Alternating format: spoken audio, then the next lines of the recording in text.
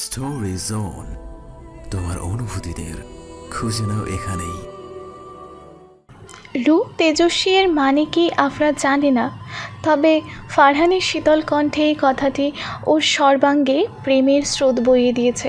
নিজেকে মনে হয়েছে কৈশোরী, যার মনে সব সময় উৎফুল্লতা। ফারহান মানুষটা হয়তো গম্ভীর, তবে নিজের ভালোবাসার মানুষের জন্য সে ততটাই উন্মাদ হতে পারে যতটা আজ তার দৃষ্টি আফরার জন্য হচ্ছে।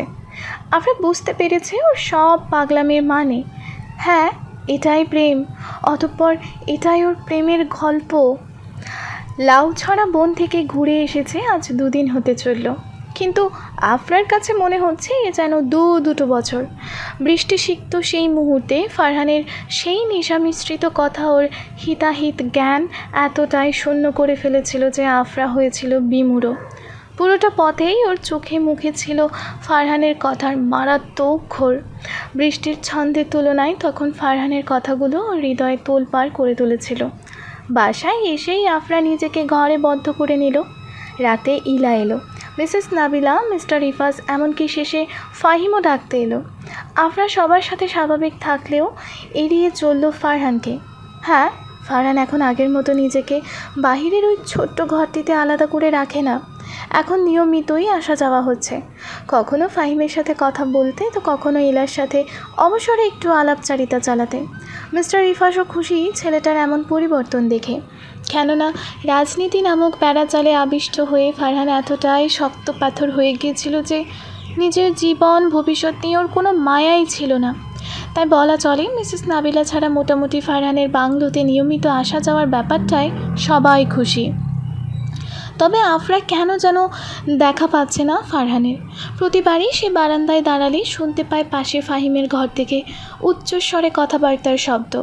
ছেলেরা স্বভাবতই একটু উচ্চস্বরে কথা বলে। আবার ড্রয়িং রুমেও ফারহানের ধপ ধপ শব্দ কাঁপিয়ে তোলে কাঠের সিঁড়িটিকে। রাতে ওর ঘরের সামনে খালি জায়গাটিতে কত কিছু করে এর মাঝে আফরার ঘরের দিকে উকি দিতেও ভুলেও না। ফারহান আসলে বুঝতে পারছে না এই উড়নচণ্ডী মেয়েটার আবার হলোটা কি। মেয়েটা তো এমনিতেও অদ্ভুত, কাজকর্ম তার থেকেও বেশি অদ্ভুত। এভাবে 2 দিন কেটে গেল, তবুও দুজনের অন্তরে কোনো ধরনের সংলাপ তো দূরের কথা, চোখাচোখিও হলো না। এখন তন্দ্রাচ্ছন্ন রাত, বাহিরে বাতাসের দাপটে সমান তলে উড়ে চলেছে রংহীন পর্দা। আফরার কানে মোবাইল, কথা বলছে পৃথিবীর ঠিক বিপরীত গোলার্ধে অবস্থানরত বাবার সাথে। যুগ কতটা অদ্ভুত, তাই না? এখন মুঠোফোনের সাহায্যেই দূর দূর যোগাযোগ করা যায় সবার সাথে। আফরার কিছু টাকার প্রয়োজন ছিল।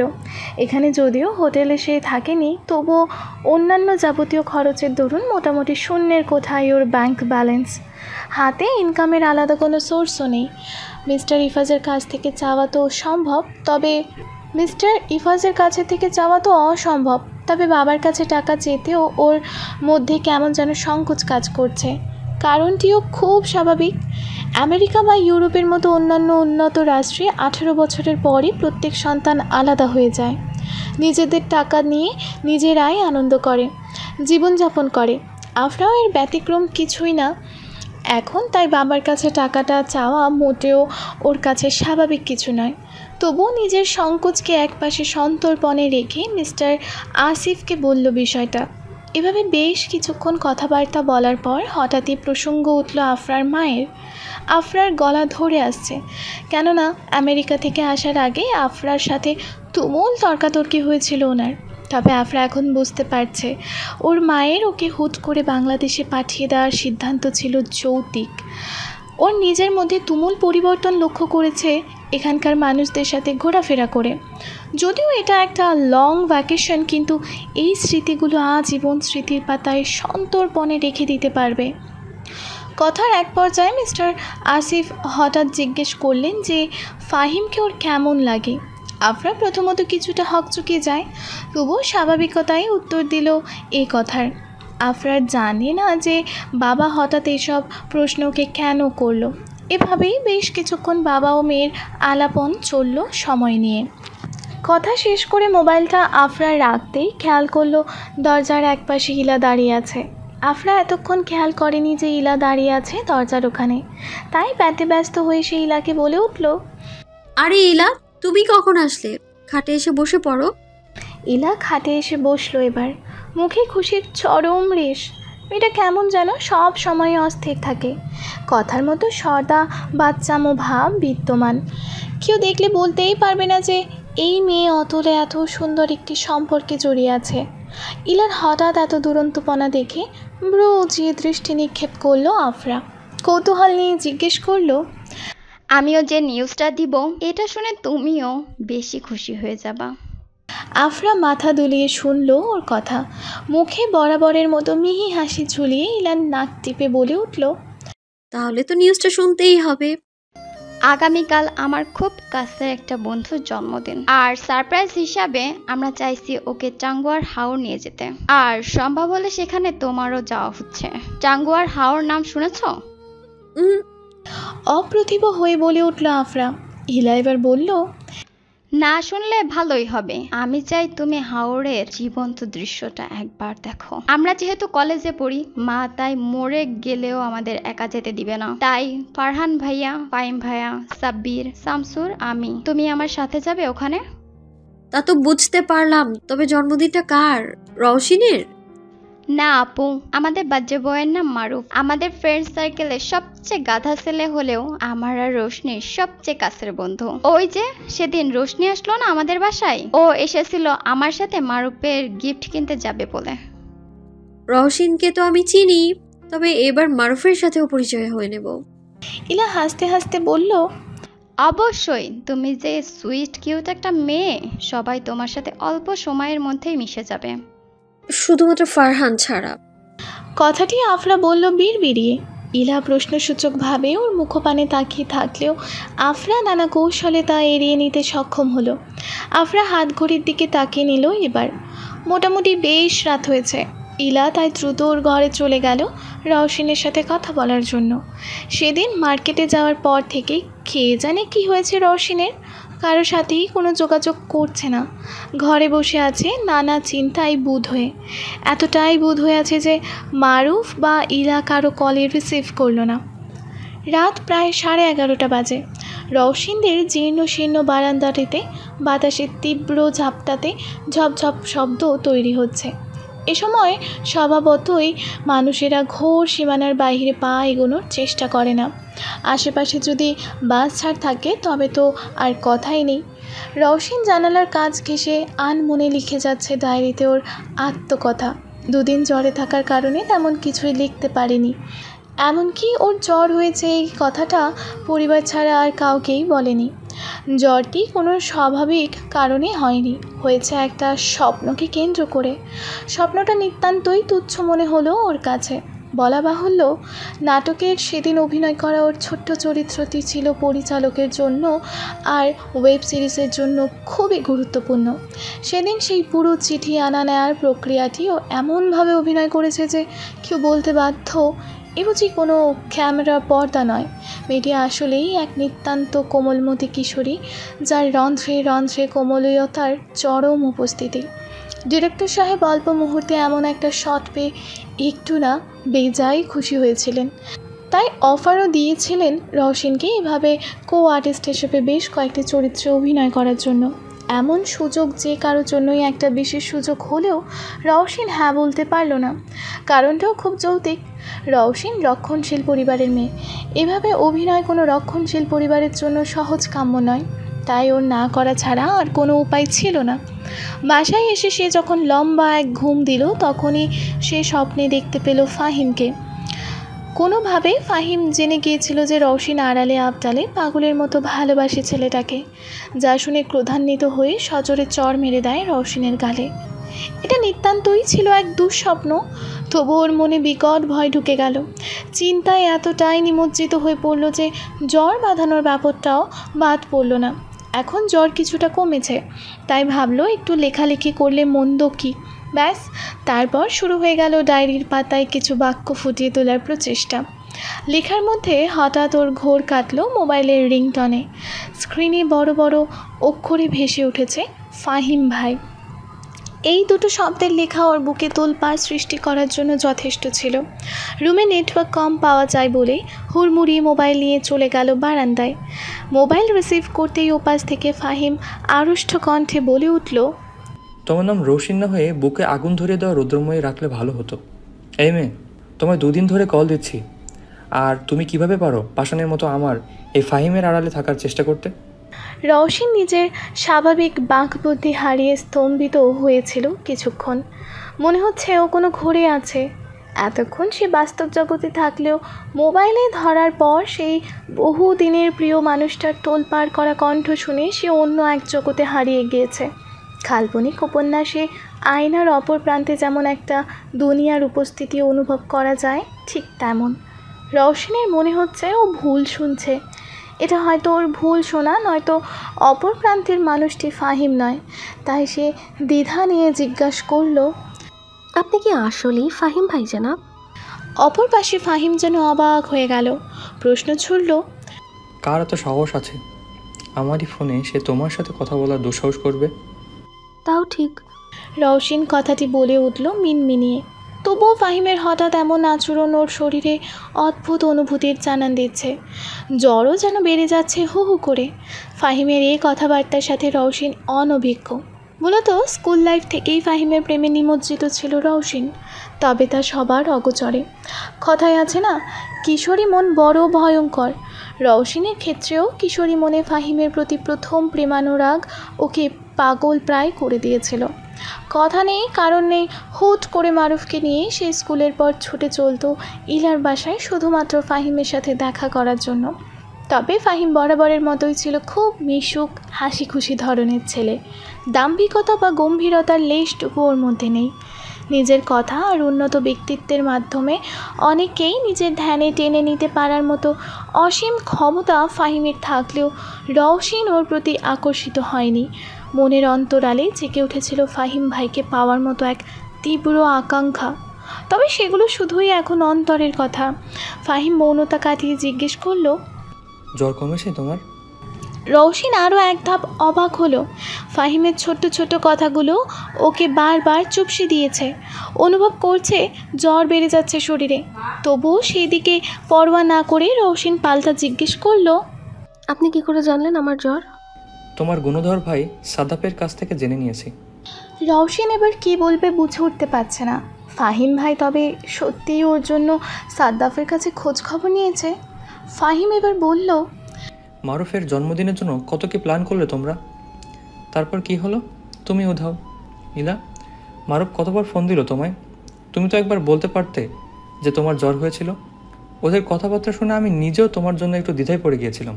তাই কিছু না ভেবে সাদ্দাফকে কল দিয়ে জানতে পারলাম আমাদের রৌশিন ভাবুক রানীর জ্বর। ফাহিম কথাটা বেশ স্বাভাবিকভাবে বললেও রওশনের বুকে দ্রিম দ্রিম শব্দ ক্রমাগত যেন বেড়েই চলেছে। এইমাত্র কি বলল ফাহিম? ওকে সত্যিই তাহলে ভাবুক রানী বলছে? আসলেই তো সে ভাবুক। ফাহিমের রূপে গুণে কথার মোহে ভাবুক। ফাহিম নির্বিকার বলে উঠল, শোনো, বেশি চাপ নিতে হবে না। মোবাইল রেখে একটা প্যারাসিটামল খেয়ে শান্তির ঘুম দিবে। সকালে তোমার চেক আপ করতে আসবো। ডাক্তার হয়ে কী লাভ যদি নিজের মানুষদেরই যত্ন দিয়ে না করতে পারি। রওশনের ফাহিমের সাথে কথা বলার আর সাহস হলো না। দ্রুত কল কেটে বারান্দায় দাঁড়িয়ে রইল ঠাঁই হয়ে। ওর পা দুটো অবশ হয়ে আসছে। হৃদয় উত্তেজনায় রীতিমতো ধুকপুক করছে। নিঃশ্বাস হয়ে আসছে রুদ্ধ। আজ কোন ফাহিমকে দেখলো সে? যে মানুষটার সাথে রীতিমতো দায়বদ্ধতা নিয়ে কথা বলতে হতো, আজ তার মধ্যে এতটা নিজস্বতা। রওশিন ঢুলুঢুলু হয়ে ফিরে গেল ওর বইয়ের রাজত্বের ছিমছাম ঘরটিতে। ওপাশের ঘরে মা বাবা ঘুমে বিভোর। বাবার নাক ডাকার শব্দ শোনা যাচ্ছে, তবে রওশিন পরোয়া করল না। খাটে দুর্বল চিত্তেই শরীর এলিয়ে আষ্টে পৃষ্ঠে জড়িয়ে নিল কম্বল। ওর শরীর প্রচণ্ড গরম, চোখ মুখ লাল হয়ে আসলেও কাজ করছে ভালো লাগা। রওশিন বিড়বিড়িয়ে বলল, এই জ্বরে কোনো অনিশ্চয়তা নেই। আনন্দটাকে উপভোগ করার জন্য হুটহাট করেই আমার জ্বর আসা উচিত। হ্যালো ডিয়ার লিসেনার্স, আপনারা শুনছেন স্টোরিজ অন প্রেজেন্টস ধারাবাহিক পর্ব গল্প। আমাদের সামগ্রিক প্রচেষ্টাকে উৎসাহিত করতে লাইক এন্ড কমেন্ট করতে ভুলবেন না। Thank you. সকালে আফরা সবার নজর এড়িয়ে ধীর পায়ে চলে গেল ফারহানের কুটিরটির কাছে। এখন ভোর সকাল, আলো আশেপাশে সর্বত্র ফুটেছে মাত্র।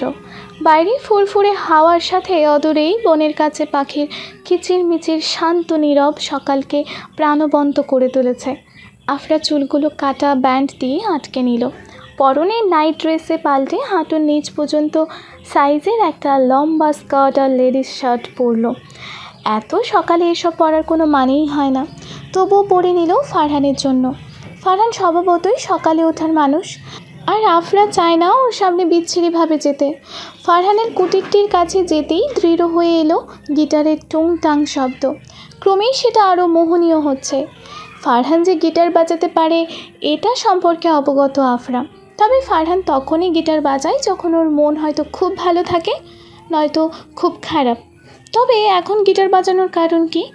আফরা হাজার ভাবেও খুঁজে পেল না এর প্রত্যুত্তর। অতঃপর 2 কদম এগিয়ে যেতেই দেখল বারান্দায় বসে আছে ফারহান। শরীর এলিয়ে দিয়েছে ছোট্ট চৌকিটিতে। ওর পরনে সাদা টি শার্ট আর 3/4 প্যান্ট। টি শার্টটি হাফ হাতা থাকায় হাতের নীল রগগুলো দৃশ্যমান আফরার কাছে। ফারহান আফরার উপস্থিতি টের পেয়ে থমকে গেল, আঙুল চালানো বন্ধ করে দিল। গম্ভীর কণ্ঠে বলে উঠল, কেন এসেছেন আপনি? আফরা এর উত্তর দিতে পারল না। সে তো এসেছে এত ভোরে শুধুমাত্র তার কমরেড সাহেবকে দেখার জন্য, কিন্তু এটা কি আদৌ মুখ ফুটে বলা সম্ভব? সেই সাথে ওর অভিমানও হলো এই দাম্ভিক মানুষটার প্রতি।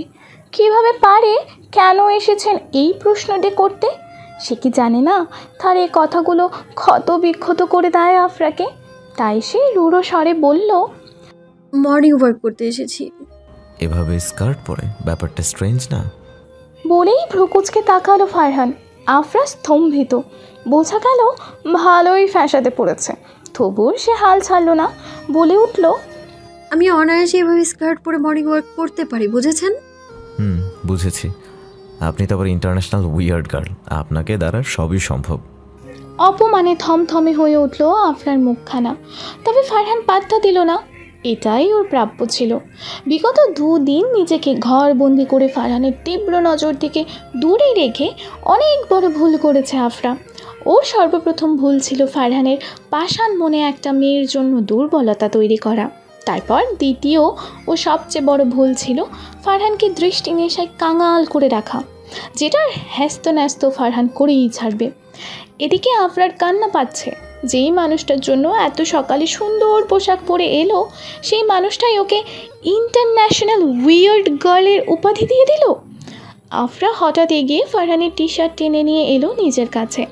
রুক্ষ মেজাজে বলল, I'm not a weird girl. Weird man is you. You are my feelings, man. Why you can't understand? I will kill you if you say it again. I will kill you, Mr. Farhan Jubair. Afra যেন নিজের মধ্যে নেই। সে এতটাই রেগে আছে যে বাংলা বলতে ভুলে গিয়েছে। মুখ দিয়ে ফারহানকে অজস্র গালাগাল দোলেও ফারহান হো হো করে হেসে উঠে বসে পড়ল চেয়ারে। আফরা হতবম্ব। অগোছালো চুলের এই মায়াবিনীর যেন এই পাগল বাঙালি ছেলেটার আচরণ ভাবুক করে তুলেছে। ফারহান নিজের চুলগুলো পেছনে ঠেলে বলে উঠল, আপনাকে রাগাতে আমার যেমন ভালো লাগে, আপনাকে রাগলে আমার আরও বেশি ভালো লাগে। এখন থেকে আরও বেশি বেশি রাখবো, কেমন? আফরা দাঁত কিরমির করে বলে উঠল, আপনি একটা খারাপ। খারাপটা তো হয়েছে শুধুমাত্র আপনার জন্যই। ফারহানের নির্বিকার প্রতি উত্তরে আফরা কিছু বলল না। আর যেভাবে এসেছিল সেভাবেই চলে গেল। তবে মুখোমুখি হলো ইলার সাথে। ইলা, ফাহিম সবাই রৌশিনদের বাড়িতে যাচ্ছে। এত সকালে কেন ওদের বাড়িতে যাচ্ছে সেটা আফরাকে ভাবিয়ে তুললেও সে প্রশ্ন করল না। রাজি হলো ওদের সাথে যেতে।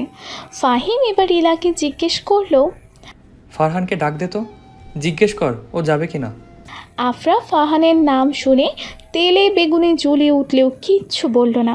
বিড়বিড়িয়ে ঠোঁট নাড়িয়ে বলে উঠল, মরে গেছে ওই গুমড়ো মুখটা।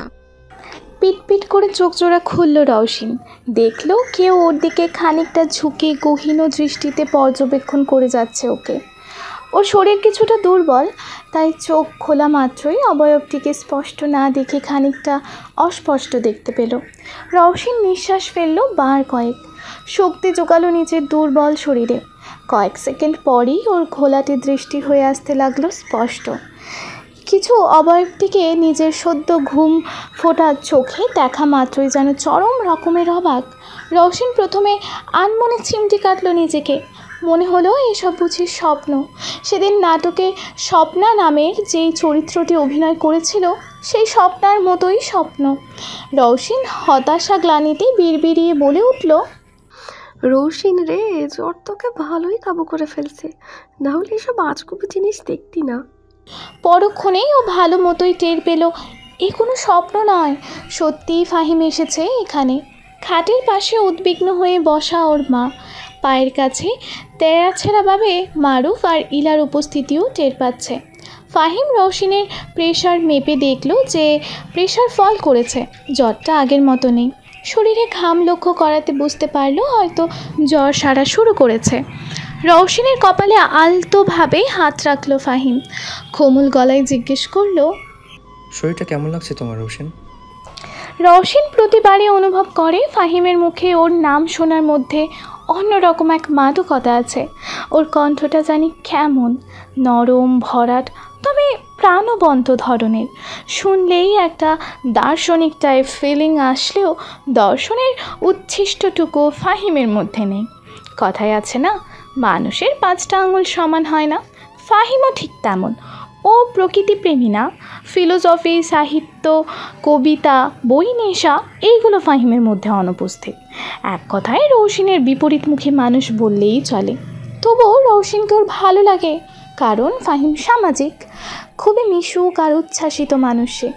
রওশনের প্রতি উত্তর না পেয়ে ফাহিম পরন্ত আর কিছু জিজ্ঞেস করলো না ওকে। হয়তো শরীরটা এখন সেরে ওঠেনি। রওশনের মা আহাজারি কণ্ঠে বলে উঠলেন, কি হলো আমার মেয়েটার? সারাদিন গুমসুম হয়ে থাকে, হঠাৎ জ্বর বাঁধিয়ে ফেলে। এতদিন পর কাল জ্বর সেরে রাতে আবার জ্বর এলো। কেন ডাকতে পারলি না আমাকে? তোর মা কি মরে গিয়েছিল? আহা খালা, বকেন না তো ওকে, ও এমনিতেও চাপা স্বভাবের মেয়ে।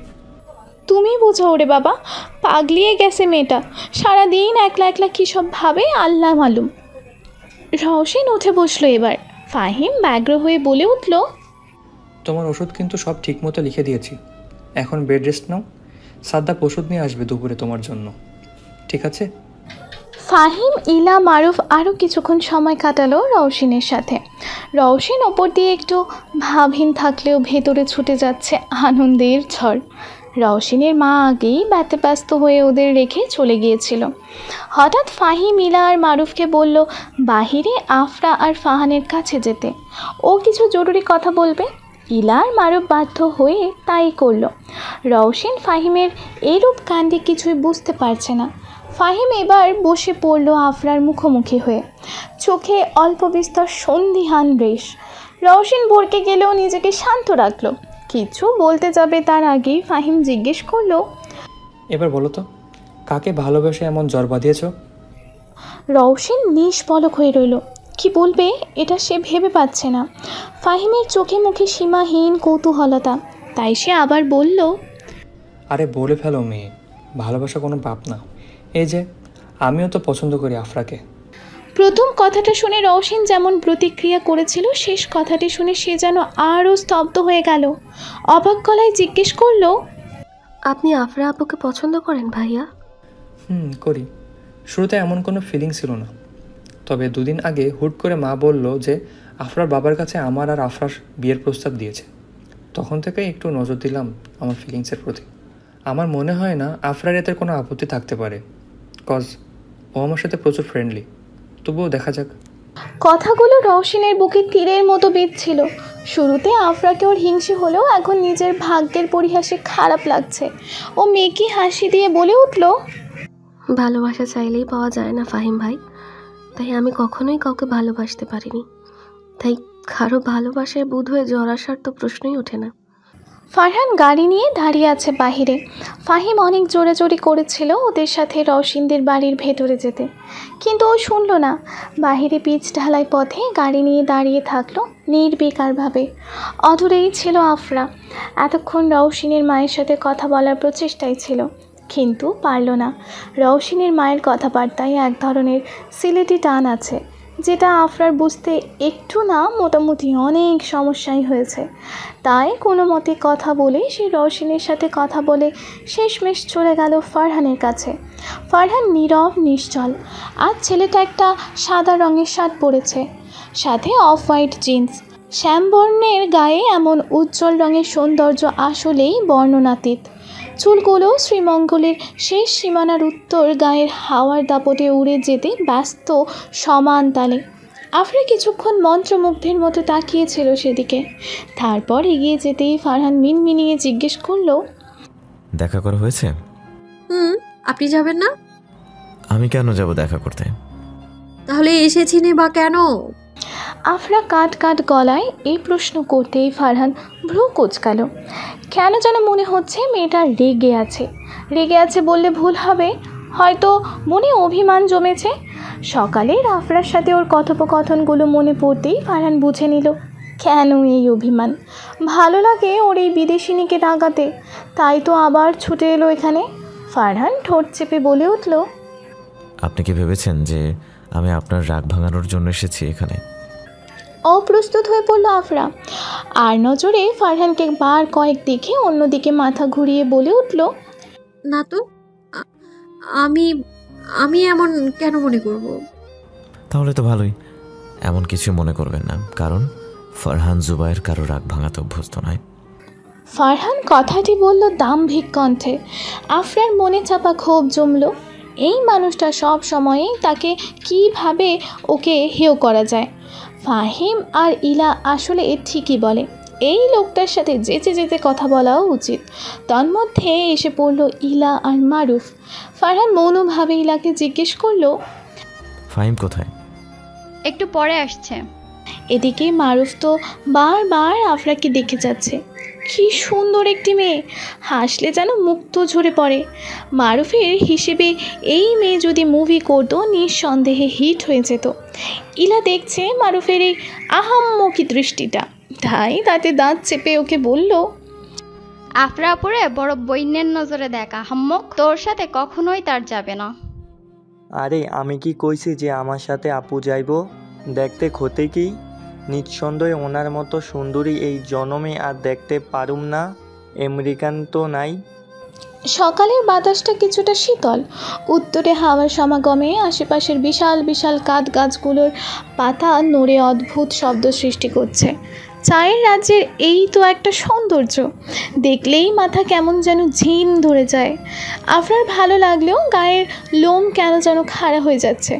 বুঝতে পারছে ওই শীতল আবহাওয়াটা ওর পরনে পাতলা টি শার্টটির সঙ্গে মানানসই একেবারেই না। আজ দিনটাই খারাপভাবে শুরু হয়েছে। যার জন্য সুন্দর পোশাক পরলেও তার কোনো ধ্যান নেই, বরং ঠান্ডায় কাঁপাকাঁপি করছে সে। হঠাৎই নিজের গায়ে একটা উষ্ণ আবরণ দেখে সে স্তম্ভিত হয়ে গেল। মাথাটা চট করে ঘোরাতেই মুখোমুখি হলো একেবারে ফারহানের কাছে।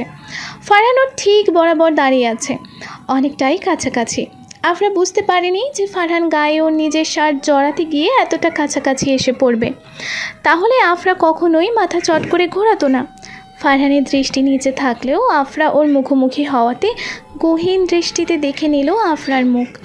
জড়ানো গলায় বলল, পরে নিন এটা, আমার জন্য এটা পরে এসেছেন, আর তারপরে আপনার ঠান্ডা লাগছে, এটা কি আর মেনে নেওয়া যায়? ধক করে উঠল আফরার হৃদয়। ফারহানের কণ্ঠে জড়ানো কেমন এক আড়ষ্ট অনুভূতি। এর মানে ফারহান কি জানতো এই জামাটি পরার উদ্দেশ্য? আফরার এখন নিজেকে নিতান্ত বোকা মনে হচ্ছে। ওর এমন পাগলামির জন্য কি ভাবছে ফারহান কে জানে। রোদ্দুরের কড়া উত্তাপে তপ্ত আশপাশ। কাঠফাটা রোদে চা বাগানটা দেখতেও কেমন যেন মলিন মনে হচ্ছে। আফরা দুপুরের খাওয়া দাওয়া সেরে কিচেনে কথা বলতে ব্যস্ত মিসেস নাবিলার সাথে। উনি সবে মাত্রই টেবিল গুছিয়ে গাছিয়ে সব রান্নাঘরে রেখেছেন। বাসায় আর কেউ নেই। মিস্টার ইফাজ গিয়েছেন দোকানে, আর ফাহিম বরাবরের মতোই হসপিটালে। এই সময় ওর ডিউটি না থাকলেও কিছু কাজের দেখভাল করার জন্য থাকতে হয়। ইলা তখনও মারুফের সাথে রওশিনের বাসায়।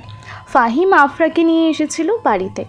যদিও ওর অবচেতন মন বারবার বলছিল যে ফারহান আসলে হয়তো ভালো হতো। ছেলেটা অনেক গম্ভীর, নিজ থেকে হয়তো একটিও কথা বলবে না, তবুও ওর সঙ্গই আফরার ভালো লাগে। ফাহিম যে ওর বিরক্তির কারণ তা না। ফাহিম নিঃসন্দেহে চমৎকার মানুষ, তবে মানুষের ক্ষেত্রে একটি চরম প্রবাদ আছে, মানুষ মাত্রই নিজের পছন্দের জিনিসটাতে আকর্ষিত হয়। ফাহিম চমৎকার, তবে সে আফরার হৃদয়ে ক্ষুদ্র আলোড়ন তৈরি করতে পারেনি যেটা ফারহান পেরেছে। কথাবার্তার এক পর্যায়ে হঠাৎ মিসেস নাবিলা বলে উঠল, আমার ছেলেটাকে কেমন লাগে তোমার আফরা? আফরা হকচকে গেল, জিজ্ঞেস করলো, আপনি কি ফাহিমের কথা বলছেন? হ্যাঁ। আফরার মনে হঠাৎ খটকা লাগে। সেদিন রাতে আফরার বাবাও জিজ্ঞেস করেছিল ফাহিমের কথা। তাছাড়া শুরু থেকে মিসেস নীলার আচরণ কেমন জানি অদ্ভুত। বাঙালিদের ট্র্যাডিশন মতে এখানে কখনোই যুবকের সাথে এক যুবতীর অবাধে ঘোরাফেরা হয় না, যেটা আফরা করতে পারছে। তাছাড়া মিসেস নাবিলার বারবার ফাহিমকে রিপ্রেজেন্ট করা, ওর সাথে একান্তে সময় কাটানোর ক্ষেত্রে খুব সচেতন, কিন্তু কেন? স্টোরি জোন, তোমার অনুভূতিদের খুঁজে নাও এখানেই।